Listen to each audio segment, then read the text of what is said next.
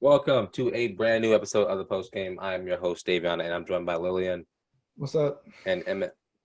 Yo, yo. How y'all doing, man? Just wonderful. Just fine. Good. Yeah, I'm doing good too.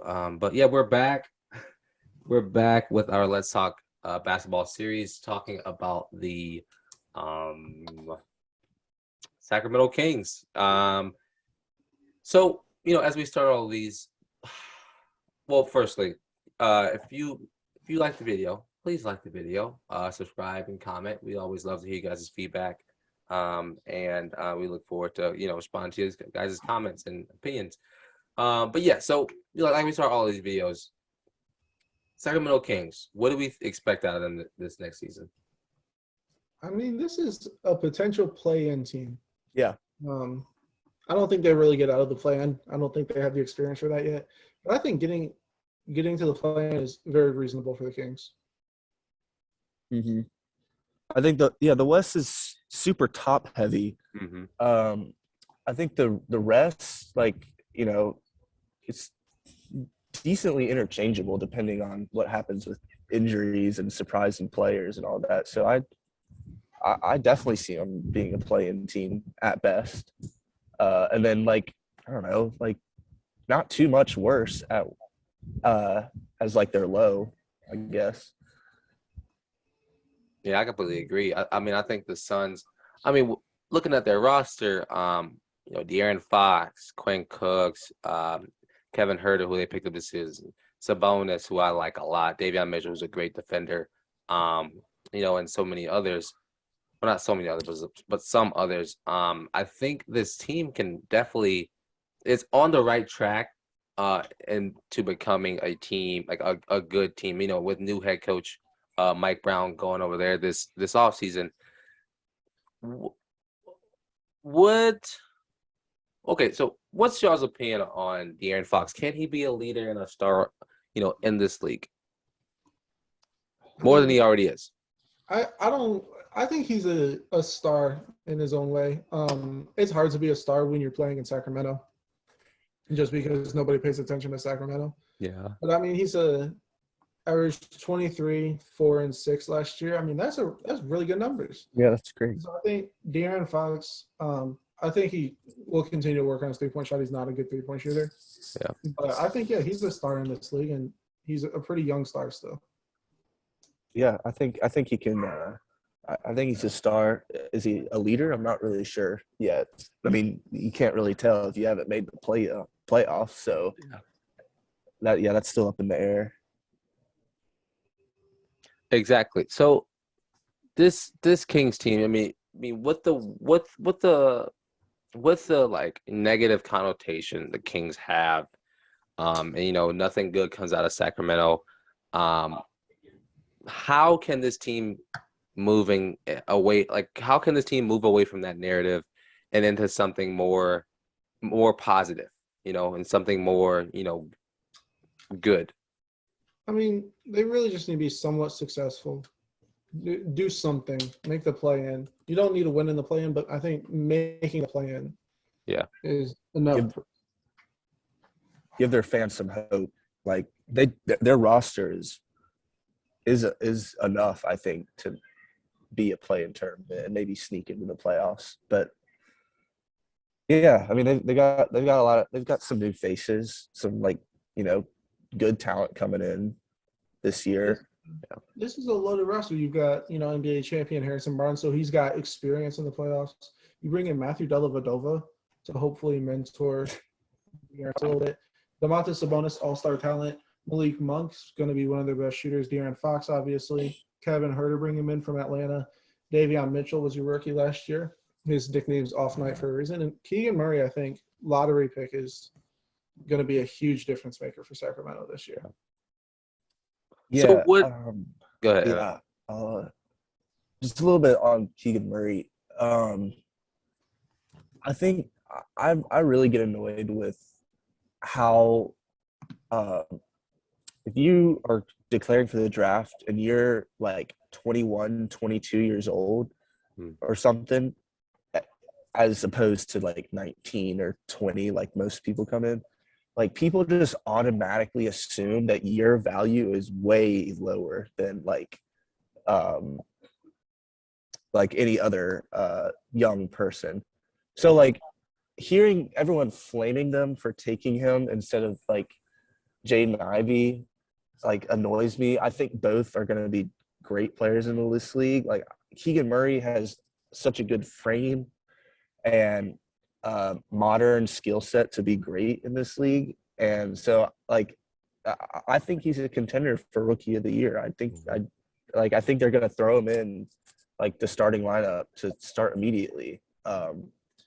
Yeah, I'm just going on a little spiel. Like that's why you see some of these second round picks be so good is because most of them are like seniors in college. They're just going to the draft. Like Desmond Bane's a great example. Like people don't take him just because of his age, and then like he comes in immediately, makes an impact on the Grizzlies, and then they start to win. So like yeah, I think they've got a player in Keegan Murray, and I think he'll be a big difference maker. And I don't think enough people are talking about that. And and I've seen his game. He's very patient. Finds his shot. He's that type of guy to let the game come to him. But you know what's so great about that? Like Emmett, to your point, is that like those players who comes out like as seniors instead of a sophomore, they have experience in high level basketball. They've played against top, basketball players in the country for the past 3-4 seasons. And, there's nothing wrong with a little experience. And I think if I'm a GM, I'm going and someone's playing really well for 3 seasons, that shows consistency, that shows that, this guy can hold up, playing basketball for a long period of time. And it shows that, if they have good talent, that they have the talent and the ability to actually thrive in this league. And so to your point, Emmett, that's what you should look for in a player these days, is that, they are not just instantly coming out of college, not because they don't have the potential to, but just because they just don't need to or because they don't want to. Mm-hmm. And I definitely think he'll factor in for them. So Sabonis, I liked him a lot at when he was in Indiana. I thought he was one of the top players. Well, he's obviously one of the top players in there. I think he's one of the top players on this team. What are we expecting on him this season? Honestly, I think he can just get back to all-star caliber. I think he still is all-star caliber. It's just when it's more of a popularity contest and you're in Sacramento, it doesn't help your case. But I'd hope to see him get back to 20 a game instead of 19, which isn't much of a difference, but just that extra scoring. But I think a combination of Domantas Sabonis and Keegan Murray in the post, I think Domantas Sabonis will shine when Keegan can stretch the floor. Yeah. I think, something that's like a little, underrated in his career. He can pass the ball too. Last season he went he almost averaged 19 points, 12 boards, and then 5 assists. That works out for a team, especially if you can just put players around him that can go get their own. And, if he can, find them and they can work out like that. This team can definitely thrive if they work as a team and they work together, exactly. Build the foundation from the bottom to the top. Yeah. Go ahead. Yeah, another thing I'll say is they've got a lot of depth. Like Terrence Davis is a great scorer off the bench. Alex Len is a pretty good backup center for most teams he's played on. But also all of their contracts are very friendly.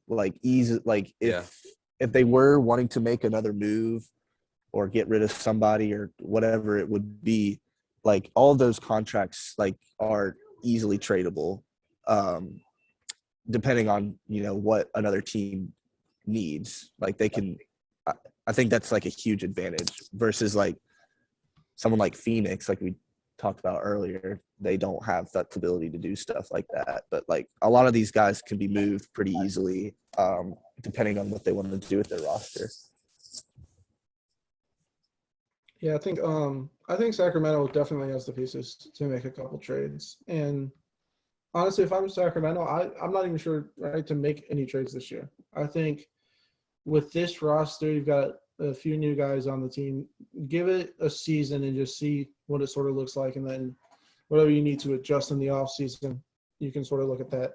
I would say really the only thing, if they were to make a trade, is try and find a better backup center. I think Alex Len is serviceable, but he's not, the most outstanding rebounder.